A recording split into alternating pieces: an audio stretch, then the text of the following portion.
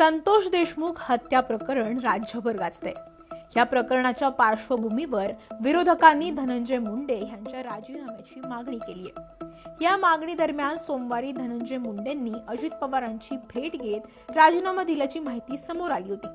मात्र अजित पवार यांनी कोणतेही पुरावे अद्याप समोर न आल्यानं राजीनामा स्वीकारला नसल्याचं बोललं जात होतं। अशातच यावर स्वतः धनंजय मुंडे यांनी स्पष्टीकरण दिले। काहीही राजीनामा वगैरे दिलेला नाही। काहीही राजीनामा वगैरे दिलेला नाही। राज्य मंत्रिमंडळाच्या बैठकीसाठी धनंजय मुंडे मुंबईत दाखल झाले। यावेळी धनंजय मुंडे यांना माध्यमांनी राजीनामा दिल्याबद्दल प्रश्न विचारला। मी राजीनामा दिला नाही असं धनंजय मुंडे यांनी स्पष्टपणे सांगितलंय।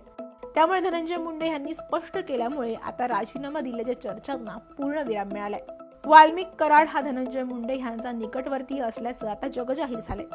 फक्त विरोधी आमदारच नाहीत तर सत्ताधारी पक्षातील आमदारांनीही आता मुंडे यांच्या राजीनाम्याची मागणी केली आहे। मात्र राजीनामा देणार नाही असं धनंजय मुंडे यांनी स्पष्ट केलंय।